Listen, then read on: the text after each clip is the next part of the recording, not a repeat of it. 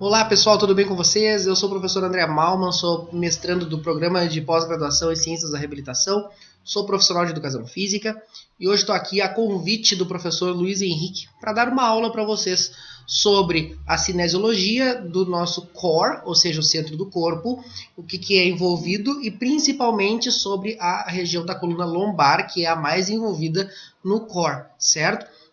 Então, nós vamos fazer o seguinte, vocês devem estar aqui no meu canal do YouTube, se vocês quiserem, vocês podem visitar os outros vídeos, e esse vídeo é específico para vocês da graduação de fisioterapia. E por isso eu vou focar mais em lesões e também alguns desvios de postura da coluna, e depois vocês podem fazer tirar dúvidas ali pelo Moodle, certo? Ao final dessa aula, eu vou deixar uma avaliação, que na verdade é uma atividade de fixação para vocês fazerem, que é bem simples, não é nada complicado, mas é importante que você assista essa aula até o final para saber como que você vai resolver essa atividade, para você aprender o que vai ser ensinado aqui e bem tranquilamente você vai enviar de volta para mim pelo meu e-mail que eu vou passar daqui a pouco, certo? Então vamos para a aula, eu vou passar aqui para a tela do meu computador. Então, como eu disse, disciplina de cinesiologia, eu sou o professor André Malman, sou aqui do programa de pós-graduação em Ciências da Reabilitação e sou orientando do mestrado com o professor Luiz Henrique Teles da Rosa e faço parte do grupo de estudos em reabilitação, o GREAB. Então, hoje a nossa aula, o objetivo principal dela é que vocês entendam o conceito, a anatomia e as funções do nosso core. Tá? Dentre as funções vai aparecer alguns movimentos, outros tipos de função que o core tem, como proteção, estabilização, mobilidade, e nós vamos ver também os objetivos específicos agora. Como objetivo específico, eu quero que vocês saibam conceituar o core ao final dessa aula, identificar quais são as estruturas anatômicas envolvidas, conhecer as principais funções do nosso core. Nós vamos verificar algumas lesões são mais comuns e também alguns desvios de postura, como eu falei, tá? E também conhecer alguns exercícios básicos para que vocês possam, na prática de vocês, atender tanto a domicílio quanto em clínicas, com exercícios simples que podem ser feitos até com o peso do próprio corpo, certo? Então a primeira pergunta que a gente tem que fazer é, o que é o core? E essa palavra vem do inglês e ela quer dizer centro. Então, por isso, essa nomenclatura foi designada para descrever essa musculatura que fica, na verdade, essas estruturas que ficam mais ou menos nessa parte aqui do corpo, até embaixo, aqui nós já vamos conceituar bem direitinho o que é, tá? Mas como sendo o centro do nosso corpo, e também ela aparece em alguns artigos como a parte que deve ser mais forte do nosso corpo, porque liga a parte superior com a parte inferior do corpo humano, certo? Então eu trouxe aqui algumas frases de artigos, né? O core tipicamente se refere ao controle muscular ao redor da coluna e ele é requerido para a manutenção da estabilidade funcional da mesma, tá? O core tem sido descrito, né, na literatura como uma caixa que fica com os abdominais na frente, como se fossem os limites dessa caixa, tá? Os abdominais na frente, os músculos paravertebrais e glúteos atrás, nas costas, o diafragma como se fosse o teto e o assoalho pélvico e a musculatura da cintura pélvica como sendo a base, né, a parte de baixo dessa caixa. Então imagina bem como se fosse uma caixinha assim, com abdominal, a parte dos paraespinhais e glúteos nas costas, aqui o diafragma e embaixo o assoalho pélvico, tá? E claro, dos lados também vai ser a musculatura abdominal, tá? Então como se fosse um paralelepípedo, um cubo, tá? Aqui embaixo a legenda é a referência dessas citações, tá? Então aqui eu trouxe uma figura que ilustra melhor isso que eu tô falando. Aqui nós temos, então, vou mostrar aqui com o mouse, ó. Deixa eu ver se dá pra passar aqui um negocinho, vamos ver. Aqui, apontadora laser aqui, ó. Então a gente tem aqui, ó, todas essas articulações, né? Aqui a gente tem a crista ilíaca, né? Que são limitações do nosso core. Então, tudo isso aqui assim vai estar envolvido no core. E aqui, bem aqui a base do assoalho pélvico é como se fosse a parte de baixo do core, tá? A gente tem a musculatura aqui, tem a articulação aqui do sacro, né? Do sacro com a coluna, tem toda a coluna vertebral. Claro que a gente tem mais foco na coluna lombar, mas toda a coluna vertebral pode ser considerada parte do core, porque ela também é o centro do nosso corpo, né? Aqui a gente tem a bainha aqui da linha alba do nosso corpo, né? Onde se inserem a maioria dos músculos do core, certo?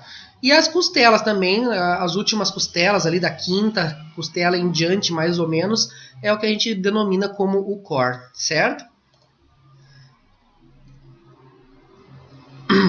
Aqui nós temos os músculos envolvidos no core, tá? Então a gente tem aqui o diafragma, como eu falei, aqui o assoalho pélvico, a base, ó. O músculo transverso do abdômen, que na minha opinião é talvez o músculo mais importante dessa parte lateral do core, nós já vamos falar mais sobre isso. E os multífidos espinhais aqui, que são muito importantes também, porque eles fazem parte da manutenção da nossa postura, tá? E aqui atrás a gente tem os glúteos, que também são muito importantes, tanto para o deslocamento, quanto para a mobilidade e também um pouco mais de firmeza, de estabilidade para a nossa coluna lombar, tá? Então, se você tem, por exemplo, um glúteo encurtado, ele pode tanto fazer uma retificação da coluna lombar, quanto ele pode causar outros problemas, como crise, síndrome do nervo ciático, né, ali com um problema no músculo piriforme, que fica abaixo dos glúteos. Então, você tem que ter essa musculatura bem trabalhada, tanto em flexibilidade, mobilidade, quanto condicionamento, tá? E aqui, um destaque, então, como eu falei, para o músculo transverso do abdômen, né, que é responsável pela sustentação da nossa coluna, e o assoalho pélvico é responsável pela sustentação ou elevação dos nossos órgãos. Então, todas as nossas vísceras ficam ali sustentadas pelo assoalho pélvico, tá? Aqui eu trouxe de forma mais detalhada cada musculatura envolvida, porque eu não sei, vocês que são alunos da graduação, não sei em que ponto vocês estão desse conhecimento de origem, inserção, né? Quais os músculos que têm origem aonde, isso é uma importância vocês dominarem a anatomia. Uma boa anatomia vai facilitar o entendimento da cinesiologia, né? Então é importante que a gente saiba a origem e inserção dos músculos, porque essas estruturas são as estruturas que vão ser móveis. Então o nosso músculo ele tem a função de aproximar origem e inserção, todos eles.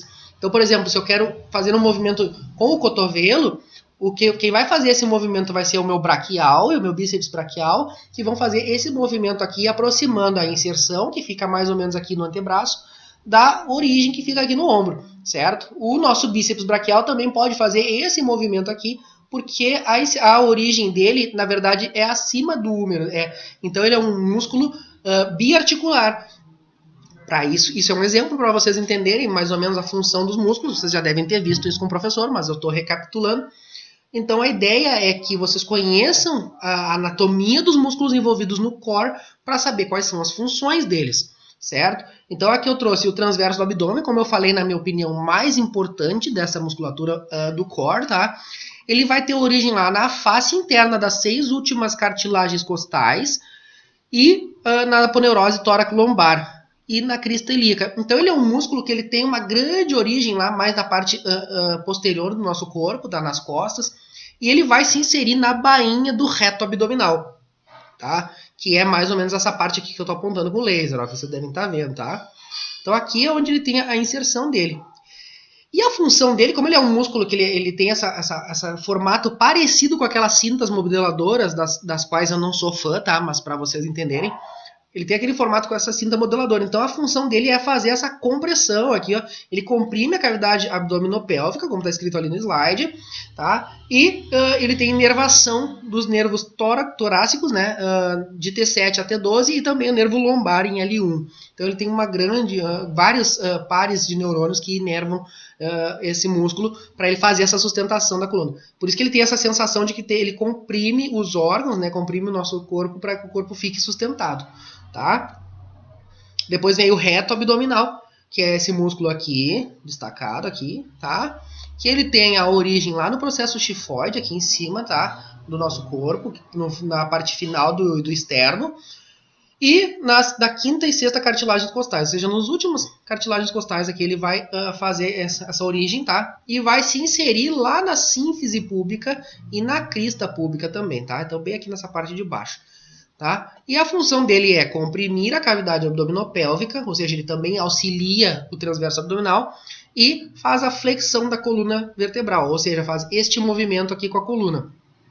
Caso vocês não lembrem ou não saibam, a nossa coluna ela faz basicamente os movimentos de flexão, que é para frente, extensão, que é para trás, flexão lateral, para os dois lados, né? Flexões laterais e rotações. Basicamente são esses movimentos que a coluna faz, tá? E aí algumas combinações desses movimentos. Mas nos planos lá, sagital, transversal e frontal, são basicamente esses movimentos que ela faz, tá? Existe a inervação desse músculo que vem dos nervos torácicos de T7 a T12, tá? Então é o final da coluna torácica que vai inervar o músculo reto abdominal. Aqui eu repeti o slide, tá? Foi um probleminha de edição. Aqui veio o oblíquo externo do abdômen, que é esse músculo aqui, ó, esse formato aqui, com essas fibras descendentes, que elas vêm assim neste sentido, tá? De cima para baixo, e ele tem origem lá nas últimas costelas, né, da coluna, e se interliga com o músculo serrátil anterior e o latíssimo do dorso, que são nessa porção aqui, ó, ele está interligado, tá vendo? Não sei se dá para ver na imagem bem aqui, mas ele é interligado com esses músculos serrátil anterior e o latíssimo do dorso, que é uma musculatura das costas, tá? E a inserção dele vai ser nas fibras posteriores e inferiores da crista ilíaca, ou seja, aqui atrás, ó, aqui mais atrás, tá? E fibras anteriores e superiores da bainha do reto, ou seja, mais aqui, ó, aqui no meio, tá?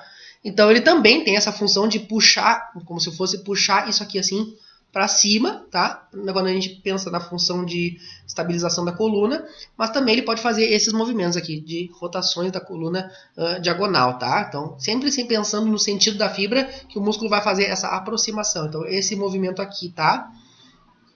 E é inervado pelos nervos torácicos de T7 a T12. Já o oblíquo interno do abdômen, que é um pouco mais embaixo desse músculo anterior, ele tem aqui, ó, a aponeurose tóraco-lombar como origem, ou seja, aquela parte de trás lá das costas, onde fica a face tóraco-lombar, tá? E ele vai se inserir na bainha do reto também, aqui, ó, no reto abdominal, tá? Então, mas aí ele vem com essa sentido da fibra de baixo para cima. Então ele vai fazer outros movimentos também semelhantes a esse do oblíquo interno, do oblíquo externo, tá? Tem a função de comprimir a cavidade abdominopélvica e auxiliar na flexão e rotação da coluna vertebral, tá? Os nervos que o inervam são os nervos torácicos de T7 a T12 e mais o nervo lombar de L1, tá? Mas repare como ele é um músculo grande aqui, com várias fibras que vem aqui, ó, para cima até aqui embaixo também, tá? Já o quadrado lombar é um músculozinho menorzinho, né? Menorzinho, e que ele fica na parte das costas ali. Isso aqui ó, tem uma formatinho quase de um quadrado mesmo, tá? Então a inserção superior dele vai ser na 12ª costela e mais o processo transverso das vértebras, né, da primeira lombar ali, né, da L1 até a L4, mais ou menos, tá? Aliás, mais ou menos não, né? Até a L4. Certo? Então essas são as inserções superiores dele. E a inserção inferior é a crista ilíaca, ou seja, aqui embaixo, ó, onde eu estou apontando, né? E o ligamento ilho-lombar, que é aqui, ó, essa partezinha aqui, tá? Então aqui a partezinha do ilho e que se liga com a lombar, tá? Sua inervação é feita pelo nervo intercostal, pelo 12º nervo intercostal, mais o nervo de L1. E a ação dele é uma inclinação do tronco, tá? Então ele faz esse movimento aqui como é que vamos dizer, de flexão lateral da coluna lombar, tá? E também uma depressão dessa última costelinha aqui, ó, flutuante, tá vendo que ele pode puxar ela para baixo, junto ou não com uma flexão do tronco. Normalmente esse movimento ele vem junto, tá? Esses movimentos vêm juntos. Aqui nós temos os glúteos, como eu falei, são importantíssimos, né? Então eu separei os glúteos, os 3 tipos de glúteos que nós temos, tá? Então vai ser o glúteo máximo, que tem origem na linha glútea posterior, tá? E a inserção no trato iliotibial da face lata. Então a linha glútea é isso aqui, ó. Origem. E o trato iliotibial é aqui onde eu tô, que é aquela partezinha lateral da coxa aqui, que é uma face né, que vai de cima a baixo ali, do ilho até a tíbia. Tá? E a ação dele é extensão e rotação lateral do nosso quadril. Ou seja, ele faz o nosso fêmur ir para trás e também rodar lateralmente, fazer esse movimento para o ladinho assim. Lembrando que esse movimento a gente só consegue fazer bem feito quando o joelho está flexionado. Então você flexiona o joelho e faz a rotação externa do quadril, tá? ou rotação lateral, tá? Rotação externa e rotação lateral são sinônimos, tá? Externo para fora do centro do corpo e lateral que não é medial. Tudo que é para dentro, em direção ao meio do corpo é medial, para fora é lateral, certo? O músculo glúteo médio, ele tem origem na face externa do ilho, tá? Então aqui, ó, face externa do nosso ilho, que é onde fica a crista ilíaca, logo abaixo da crista ilíaca, tá? E vai ter a inserção lá no trocânter maior, que é uma parte ali da epífise proximal do nosso fêmur, tá?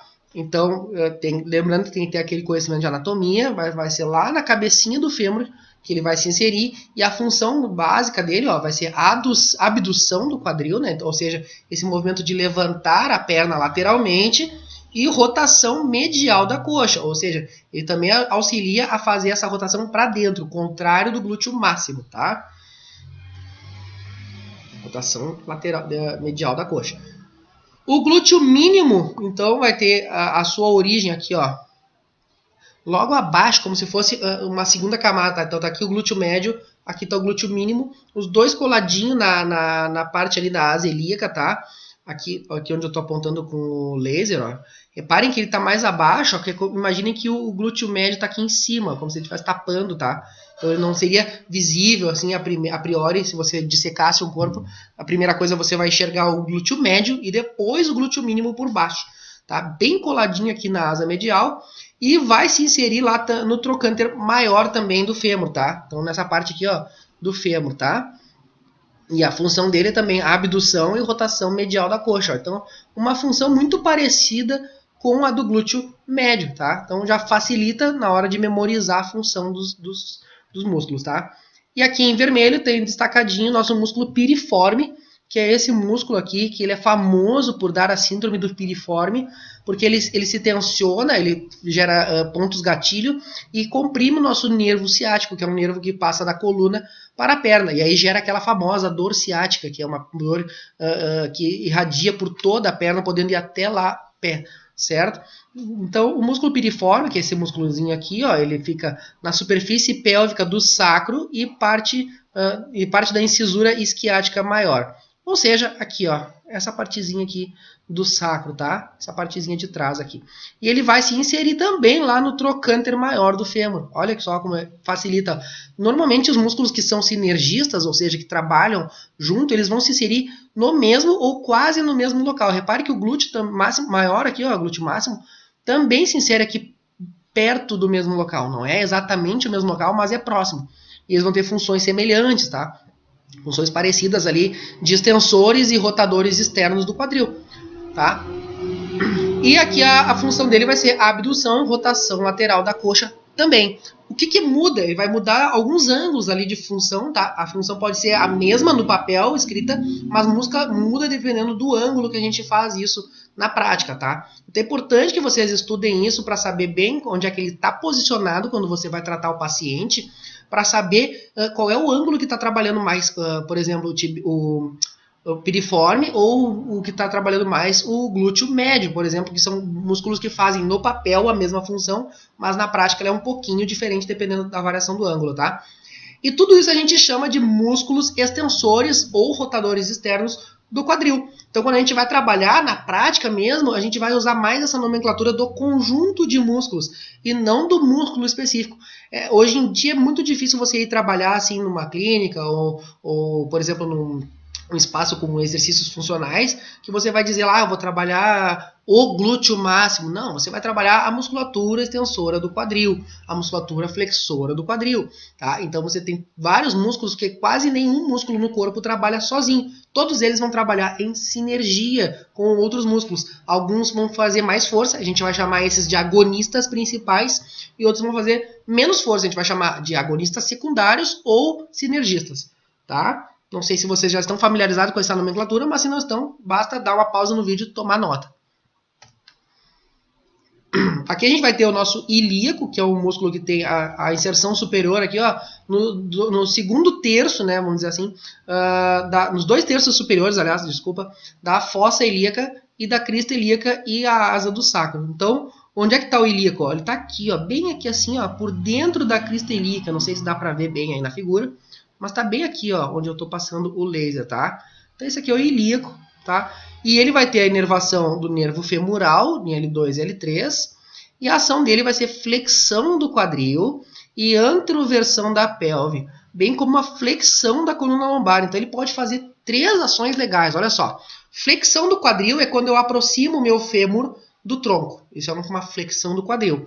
Uma anteroversão da pelve é quando eu faço aquele movimento de trazer a parte de trás da pelve para frente. Faz mais ou menos esse movimento assim, ó. Tá? Não sei se dá para imaginar, mas é quando eu trago, como se eu estivesse trazendo a barriga para frente, assim, tá? Então faz essa anteroversão da pelve. E a flexão da coluna lombar é fazer isso aqui com a coluna lombar. Então ele tem 3 funções, tá? E ele vai estar muito junto ali, ó, com o psoas maior, que é esse outro músculo aqui, ó, que vem da coluna aqui, ó. Então a inserção superior dele vai ser, que também pode ser chamada de origem, né? Vai ser o processo transverso das vértebras lombares, corpos e discos intervertebrais das últimas torácicas e todas as lombares. Ou seja, ele vem das torácicas aqui, ó, e vai se inserir aonde? Lá no trocânter menor. Aliás, onde é que se insere o outro, ó? Trocânter menor também. Então os dois vêm do mesmo lugar, se inserem no mesmo. Vocês vão ver isso muito comum em músculos, por exemplo, do bíceps, do tríceps, que são músculos que vêm de lugares diferentes, a origem, e se inserem no mesmo lugar. Normalmente é um processo, tipo um processo tifoide da vida, ou é alguma aponeurose, tá? Certo? Aqui a inervação do psoas maior vai ser o nervo superior e nervo inferior do músculo psoas maior, que vem da L1 a L3, tá? Então eles saem aqui das raízes de L1 e L3 e vão inervar, né, o psoas maior. E a ação dele vai ser flexão da coxa. Flexão da coxa, tá até estranho, né? Isso aqui, na verdade, foi um erro aqui, ó. Flexão do quadril, tá? Quem faz flexão é o quadril. Então, é aquilo que eu falei. Traz a coxa para perto do tronco. Isso foi um erro de digitação, tá? Flexão da coxa não existe. Não sei se vocês também sabem isso, mas quem faz ações no nosso corpo são articulações. Então não existe, por exemplo, o termo flexão de braço quando a gente fala na literatura científica ou nos termos técnicos, tá? É claro que se você for dar aula para uma pessoa, for dar eu sou professor, mas você vai fazer uma sessão de reabilitação, você não vai ficar lá, faça agora uma flexão, uma extensão lateral, não sei o que. Você vai falar, faz uma flexão de braço, tá? É uma forma fácil do seu paciente entender aquilo que você quer, dependendo do público, né? Mas, em termos técnicos, se você for apresentar isso para um professor, for defender o seu TCC, você tem que saber que quem faz a flexão, extensão, rotação, são articulações. Então, aqui, o termo certo aqui seria flexão do quadril, tá? Então, o músculo psoas maior vai fazer flexão do quadril, flexão da coluna lombar, também fazendo aquela sinergia. Olha os termos aí, ó, sinergia com o músculo o ilíaco, que eu falei, né? E também ele vai ajudar numa inclinação homolateral, tá? Uma inclinação homolateral da coluna, ou seja, fazer isso aqui, sinergético com o quadrado lombar. Isso mesmo que você pensou, quadrado lombar. Né? Infelizmente a gente não tem essa interação aqui, seria mais legal se vocês estivessem assistindo a aula ao vivo, né? Mas são os nossos tempos modernos. Então, agora passando para a parte de funções do nosso core, né? O que o core tem? Ele tem como função, uma das funções principais dele é a estabilização da coluna, especialmente a coluna lombar. E a gente dá esse destaque para o músculo transverso abdominal, que é aquele que eu falei que ele serve como um cinturão ao redor da coluna, e ele faz essa compressão, e ele tem muita função de sustentação da nossa coluna nessa posição ereta, tá? Então ele é um músculo que ele tem que ser muito trabalhado, e ele tem um detalhe que é o seguinte: é muito difícil eu fazer ele ativar sem que haja necessidade do nosso cérebro pensar nisso, por assim dizer, tá? Então ele requer um pouco mais de concentração do aluno, para o aluno fazer essa força de compressão mesmo do cinturão. Às vezes você está fazendo algum exercício, por exemplo, na posição em pé, e tá com o corpo meio molenga, assim, meio solto, é porque o nosso transverso abdominal não está bem ativado com essa força que faz fazer como se fosse um cinturão mesmo, como se você colocasse uma cinta ao redor da coluna, tá? Então é importante que você faça com que seus pacientes tenham essa consciência corporal daquilo que está sendo trabalhado na sua sessão, tá? Além disso, o nosso core também tem a função de movimentos das articulações que a gente viu anteriormente. Então, dentre eles, flexão, extensão lombar, como a gente viu, flexão lateral do tronco e rotações da coluna, tá? Então, o que acontece? Quando a gente fala em estabilização, esse sinalzinho aqui de til, algumas pessoas ficam em dúvida, mas vem lá da matemática, né? Ele tem um significado de aproximadamente. Então, a estabilização, ela anda lado a lado com a proteção da coluna. Não é exatamente a mesma coisa, mas eles andam lado a lado, tá? Quando existe um equilíbrio articular, ou seja, a gente tem forças nos dois lados de uma articulação que estão equilibradas, a gente não tem nem força mais para um lado nem mais para o outro, existe o que a gente chama de uma manutenção das curvaturas anatômicas. Então, sabendo isso em qualquer articulação, mas agora aqui no caso no core, por exemplo, eu tenho força do reto abdominal e força lá dos espinhais, dos paraespinhais. Se eu tenho mais força em reto abdominal e o meu paraespinhal não tem força suficiente para fazer o movimento contrário, eu posso desenvolver uma cifose, por exemplo, tá? Ou, por exemplo, se eu tenho mais força nos paraespinhais e aqui o meu reto abdominal não está tão forte, eu posso soltar a barriga para frente assim e desenvolver uma hiperlordose. Nós já vamos falar mais sobre isso, tá? Então, o que acontece aqui, ó? Quando existe um desequilíbrio articular, existem diversos problemas na coluna e também em qualquer articulação, mas aqui a gente está falando especificamente da coluna. Então é importante que exista equilíbrio entre as forças que vêm de um lado e do outro de cada articulação e também da flexibilidade. Às vezes você tem, por exemplo, força abdominal, mas a coluna está com os músculos paraespinhais encurtados. Então você desenvolve também a hiperlordose, porque eles não têm essa mobilidade para fazer esse jogo aqui com a coluna, tá? Então, dentre os problemas que a gente pode desenvolver na coluna, eu destaquei alguns aqui que são os mais comuns, existem alguns outros também, mas os mais comuns são hiperlordose lombar, e a gente chama de hiper, porque já existe a lordose lombar, que é uma curvatura natural da nossa coluna. Então, quando ela é acima do natural, acima do anatomicamente correto, a gente tem como hiperlordose. A gente pode ter também a retificação ou achatamento lombar. Se eu estiver falando muito rápido e você tenta diminuir a velocidade do vídeo, que dá para fazer isso também, tá? Ou se você achar que eu estou falando muito devagar, você pode acelerar também, né? Às vezes eu faço isso com alguns vídeos. Aqui tem a retificação ou achatamento lombar. Retificação e achatamento, vocês vão ver na literatura, são sinônimos, tá? Então, quando a coluna não tem aquela curvatura natural ali, que nós vamos ver daqui a pouquinho, a gente chama de retificação ou achatamento da lombar, tá? Você pode também ter a escoliose do tipo C ou S, que é quando a coluna fica com o formato de C ou do S, tá? E isso aí é no plano frontal, tá? A escoliose é sempre no plano frontal, ou seja, você olha a pessoa ou de frente ou de costas, tá? Nunca de lado. Você vai ver que ela tem esse formato assim, a coluna, né? E pode ser também um S, assim, que até para mim é meio difícil de mostrar aqui, mas nós vamos ver já já, tá? Existe também a discopatia degenerativa, que é um desgaste dos discos intervertebrais, nós já vamos ver. As hérnias de discos, que são muito comuns na lombar, tá? Muito comuns mesmo, vocês vão ver bastante isso. E elas são o próximo passo depois da discopatia degenerativa. Nós já vamos ver isso. Espondilólise e espondilolistese, que são dois problemas de coluna que andam juntamente, uma ao lado da outra, tá? E o osteófito, que é o famoso bico de papagaio, tá? Nós já vamos ver todos eles.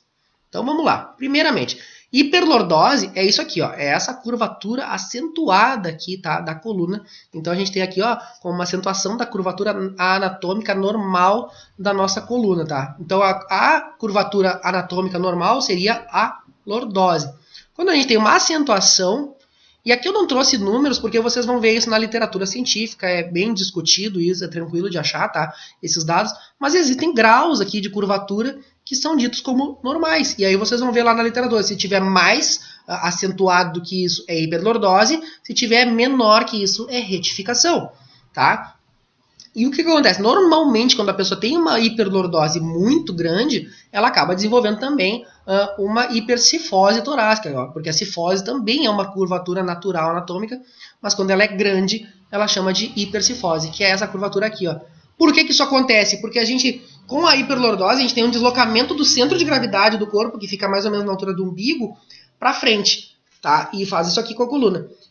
Para que o nosso corpo não caia para trás, a gente faz como se fosse uma compensação, trazendo isso aqui e fazendo esse S com a coluna, como está aqui, ó. Tá vendo? Tá um S aqui, ó. Não confundam isso com a escoliose, tá? A escoliose não é no plano. Aqui a gente está no plano lateral, vendo o nosso plano lateral ou sagital, tá? A nossa coluna. Então aqui a gente tem uma cifose e uma hiperlordose. E normalmente quando a pessoa desenvolve esses dois, ela também vai desenvolver aqui em cima uma hiperlordose cervical, tá? Mas isso não vem a caso aqui, nós não estamos tratando de core, tá? Mas esses dois problemas aqui nós poderíamos considerar que são problemas relacionados à fraqueza e ou encurtamentos de musculaturas do core. Tá? Então, a nossa função aqui como profissionais de movimento é entender que isso aqui pode ser tratado, diminuído bastante, tá, os efeitos disso aqui e prevenido no caso de pessoas que ainda não desenvolveram, mas que a gente pode notar bem cedo assim, uma tendência de desenvolver esses problemas. Então é importante que nós estejamos atentos a esse tipo de propensão a desenvolver esses problemas para evitar que eles ocorram, tá? Aqui a gente tem uma retificação da coluna lombar. Olha como a coluna do moço aqui, ó, ela é reta. Não existe a lordose lombar, tá? Normalmente, ó, quando isso aqui acontecer, o corpo também vai deslocar um pouquinho para frente, porque o centro de gravidade dele foi para trás. Então ele desloca para frente a parte superior para não cair para trás, tá? Então existe todo um jogo de centro de gravidade no nosso corpo que a gente tem que estar atento para o corpo não ir para frente, não ir para trás, né? Existe anteversão do corpo, né? Se vocês estudarem lá em alguma disciplina de postura, vocês vão ver que existe tanto isso quanto para trás, quanto lateral. Então o nosso corpo ele faz jogos, né? Faz jogos de equilíbrio para tentar não cair para um lado ou para o outro, para frente ou para trás, certo? Então aqui eu trouxe mais exemplos, ó. Aqui a moça aqui, ó, tá retificado porque se considerou que a coluna dela tá aqui nessa linha, ó. Então existe aqui uma curvatura, mas essa curvatura aqui ela é menor ou maior, depende do ponto de vista que você olhar, do que a literatura, tá? Bem como esse rapaz aqui que é bem visível, ó. Aqui você quase não diz que ela tem uma retificação, tá? Isso aqui só com uma avaliação postural mesmo, aqui onde se viu que esse ponto aqui, ó, tá vendo que tem um pontinho azul aqui, tem a mesma linha que o pontinho azul de trás aqui, ó, tá vendo? Então existe uma retificação, mesma coisa aqui, ó, mesma linha do pontinho azul, tá? Ou até para frente, o pontinho azul tá mais para frente. Tá? Escoliose é quando a coluna tem esse formato de COS no plano frontal ou coronal, que são sinônimos, tá? Que é quando a gente vê uma coluna assim, ó. Olha só.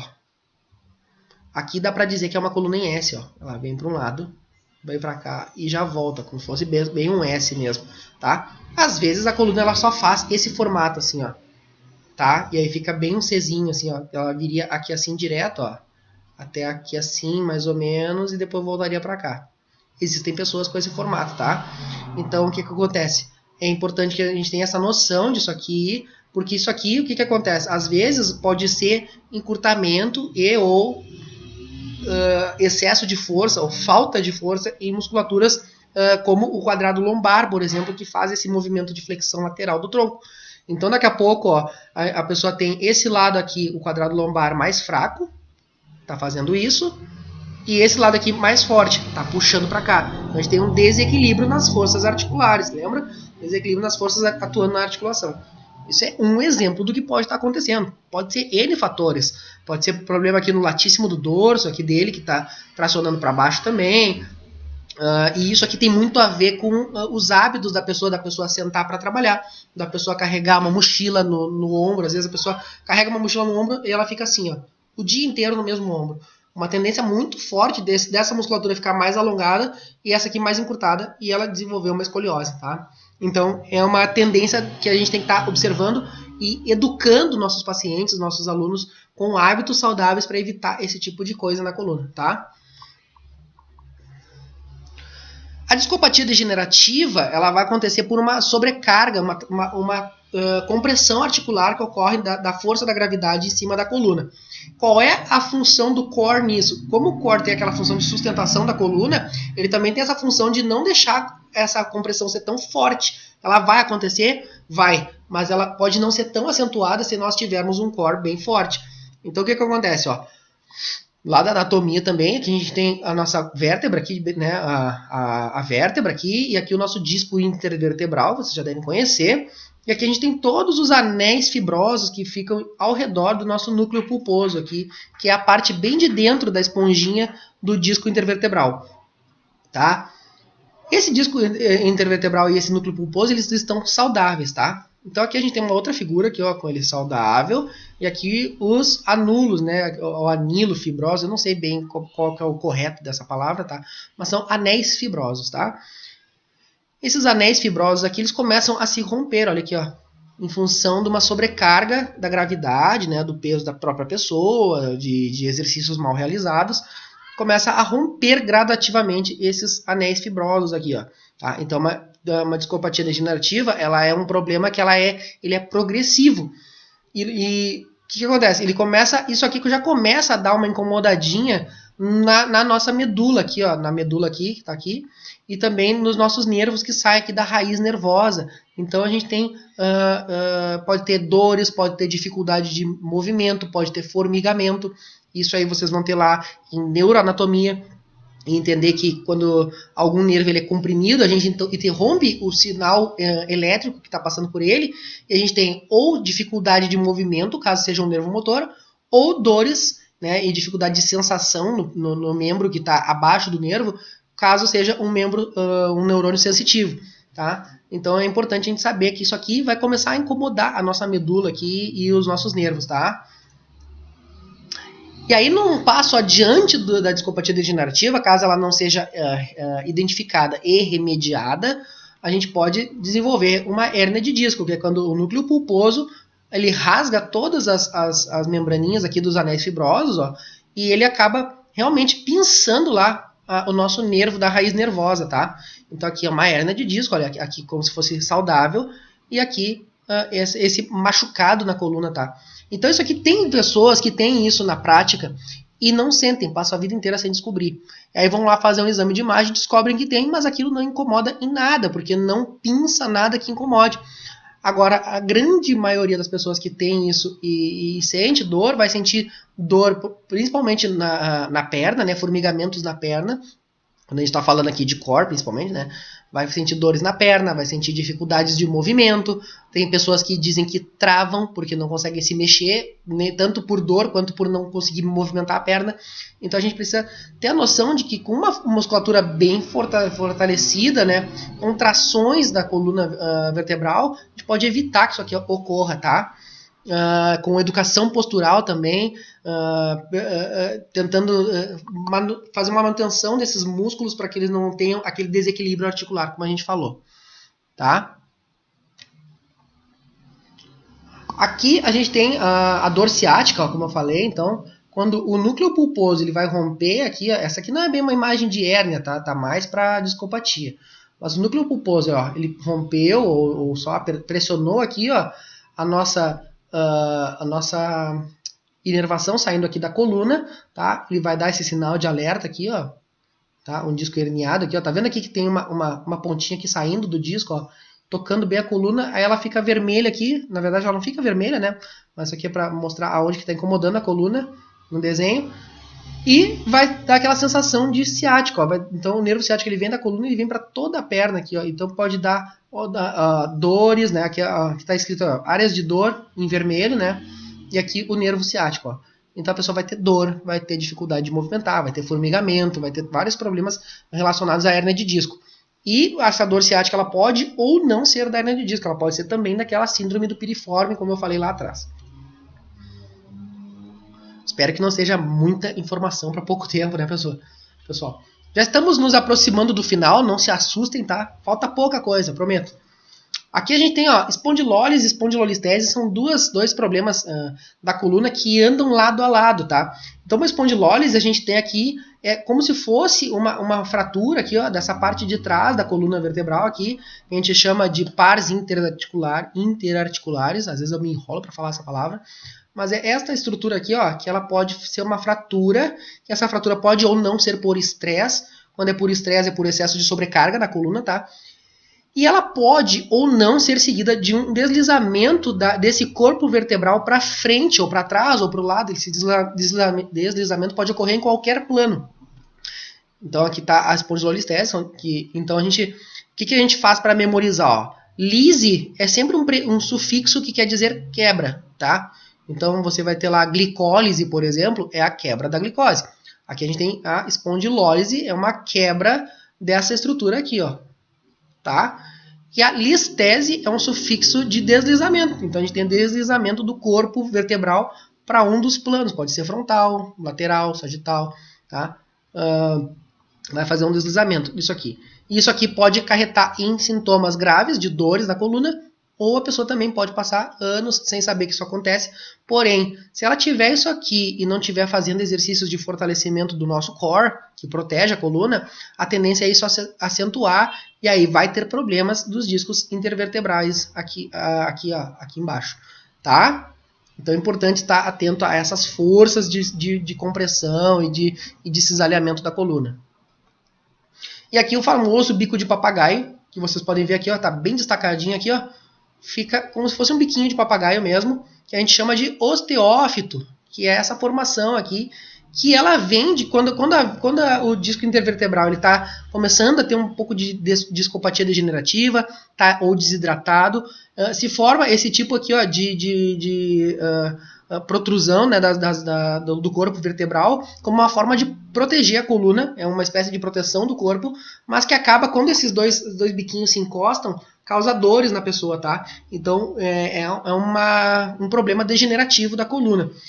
E ele não tem assim muito como voltar atrás, né? Mas a gente pode diminuir os efeitos dele com exercícios, com fisioterapia, com outras estratégias que vocês vão descobrir ao longo da graduação, tá? E aí é que a gente passa para exercícios básicos ali que eu prometi para vocês de fortalecimento do core para vocês poderem praticar, né, trabalhar com seus pacientes.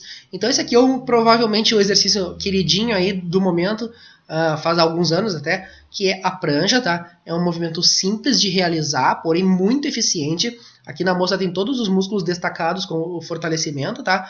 Mas aqui, olha como é grande a área de fortalecimento dos músculos do abdômen aqui, né? Do nosso core. Então, é um exercício que ele é importante porque ele vai, com essa manutenção da postura nessa posição aqui, facilita com que você mantenha essa postura em outros exercícios. Então, ele é um exercício básico, né?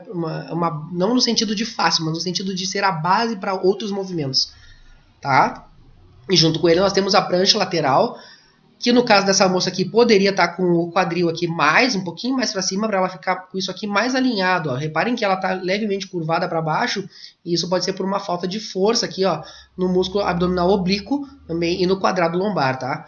Vai entrar um pouquinho de reto femoral e vasto lateral? Vai, mas é muito pouco. Quem faz a maior parte da ação é aqui, esses dois músculos aqui, o deltoide um pouquinho, mas quem faz essa força de trazer o membro superior para baixo aqui é o latíssimo do dorso, tá? Então são mais esses músculos laterais que vão fazer essa força para sustentar o corpo que está assim, nessa posição assim e não alongado, tá? Aqui nós temos o crunch, que é um abdominalzinho simples, tá? Então a gente está com os membros aqui no chão, tranquilamente, joelhos flexionados, né? E vai fazer esse movimento de aproximar, ó, o tórax daqui do pubis, tá? Então, o movimento de fazer esse abdominalzinho simples é um movimento que vai trabalhar aqui o reto abdominal, vai trabalhar também um pouco de transverso abdominal, mas principalmente o reto abdominal que vai ser o sinergista, o agonista principal desse movimento, tá? Aqui a gente já tem um movimento um pouquinho mais difícil, apesar de parecer simples de executar. Se você fizer aí 10 repetições seguidas desse movimento, você vai ver que vai notar um desequilíbrio no corpo, tá? Então o músculo vai trabalhar bastante propriocepção, tá? Equilíbrio do corpo, para o corpo entender que tá desequilibrado e tentar manter essa postura. Então isso é legal pro core, tá? E vai fazer esse movimento aqui, ó, de aproximar o cotovelo do joelho contralateral. Então isso vai trabalhar os músculos oblíquos, externos e internos, isso aí mesmo que você pensou, certo? E ao mesmo tempo que faz esse movimento aqui, trabalha os oblíquos, quando ele estende, eu estou trabalhando aqui a musculatura paravertebral, aqui para manter essa coluna reta, estou trabalhando os glúteos aqui, que são extensores do quadril, ó, olha como é bom pro glúteo, e também um pouquinho aqui de deltoide posterior, tá? E romboides também, que ficam aqui nas costas, certo? A ponte é um outro excelente exercício para o core, porque ele vai trabalhar toda a musculatura aqui, ó, da lombar e principalmente dos glúteos, que são os extensores do quadril, caso você não lembre. Também um pouquinho de isquiotibiais aqui, que são interessantes estarem bem condicionados para fortalecimento do core. E aqui eu trouxe a ponte unipodal, que é o mesmo movimento, né, que consiste em botar os pés aqui e empurrar o quadril para cima e para baixo. Então, empurra o quadril para cima e deixa ele cair. Empurra para cima e deixa ele cair. Devagar, tudo controlado. E aqui você faz o mesmo movimento com um pé só, um apoio só. Então você tem a distribuição do peso diferenciado, vai ficar um pouco mais difícil de equilibrar o corpo. E também não vai dividir o peso, né, a carga do corpo em cima de dois pés. Né? Aqui a gente está dividindo o peso por dois, aqui não divide, aqui é só uma perna que faz a força. Aqui a gente tem a extensão lombar, que é excelente, é um excelente exercício, porque trabalha todos os multífidos e paraespinhais aqui. A gente tem trabalho de glúteos, é interessante para os músculos do transverso abdominal, para fazer esse movimento, e também alonga bastante o nosso reto abdominal. Então é importante que a gente não tenha só essa força aqui, ó. É importante que a gente tenha esta mobilidade para trás também, para a coluna poder fazer esse movimento de extensão, que é tão importante quanto o movimento de flexão da coluna, tá? Aqui no chão e aqui numa máquina de musculação ou de treinamento funcional, você vai... É um exercício bem funcional, embora seja uma máquina, mas aqui a máquina faz com que essa alavanca seja maior quando o rapaz está com o corpo nesse sentido aqui, ó. Nesta linha aqui, a alavanca fica bem maior e aí muda o ângulo de trabalho da nossa musculatura extensora da coluna, certo? Vai trabalhar glúteos, olha, repare que aqui o glúteo tá, ó, o quadril está flexionado e quando ele faz essa força para subir, os glúteos ativam para fazer a extensão do quadril. E aqui um exercício mais complexo, que é o swing kettlebell, onde a gente vai ter toda a cadeia posterior aqui do corpo, ó, fazendo essa força para empurrar o quadril para frente. Então, ó, o movimento consiste em duas fases, ó, a fase de ir para trás com o peso e depois para frente com o peso. Coloca aí no Google que você vai ver como se faz o swing kettlebell. Esse movimento é um movimento de potência, então ele requer maior velocidade de execução, tá? E vai trabalhar aqui a musculatura transversa abdominal como uma forma de sustentar a coluna, vai trabalhar a musculatura paravertebral, vai trabalhar a musculatura dos glúteos e isquiotibiais, e aqui junto vão entrar panturrilhas, quadríceps, para estabilizar o corpo, tá? E a musculatura do deltoide, repare que ela está mais fraquinha, porque ela não está fazendo força, ela está só levando junto o corpo, deixando que a força venha do quadril para ser transferido para o kettlebell, tá? Então não é uma força do ombro, é uma força do quadril. Certo? Aqui a gente tem o último exercício, que é uma rotação do tronco com o elástico, tá? Então aqui o elástico estaria preso aqui ó, no espaldar, e a moça está fazendo este movimento de trazer para cá e volta, tá? Então repare que a força, ela vem daqui, ó, e ela está tracionando a moça para o lado, tá? Então tá tracionando, a tração está nesse sentido aqui, ó, tá? E ela está fazendo força para este sentido aqui, contrário à tração, tá? Então a força vai vir dos oblíquos internos e externos, ela vai ter que trabalhar toda a musculatura do core para estabilizar a coluna, tá? E fazer essa força de rotação da coluna, trabalhando o abdômen. Um exercício excelente para a coluna, aliás, para o core, né? E também para a nossa mobilidade articular da coluna, certo? E no exemplo seguinte, eu trago um exemplo errado de como fazer esse movimento, que é isso aqui, ó. Então, por que eu botei aqui como errado? Porque aqui ele não tem uma tração vindo lateralmente, essa tração está vindo de cima, tá vendo que ele está com o peso em cima das costas aqui? Então o peso está vindo para baixo, ele não está vindo neste sentido lateral, tá? Então o que acontece? Quando ele faz essa rotação aqui, existe o que a gente chama de forças de cisalhamento da coluna, que é quando um disco em cima do outro faz isso aqui, que pode ou não ser saudável. É interessante que exista essa força de cisalhamento, mas ela não pode ser com peso em cima, porque isso vai machucar o nosso disco intervertebral. Então é interessante que isso aqui seja feito ou com pouquíssimo peso, tipo um bastão de madeira leve em cima da coluna, para aquecimento, é válido, mas com peso nas costas, como o rapaz aqui da foto tá, eu não recomendo, porque você vai fazer cisalhamento da coluna e pode machucar o seu paciente, certo? Então sempre com a tração vindo lateralmente. É importante que a gente preste atenção de onde vem a força e para onde que eu estou fazendo a força, tá?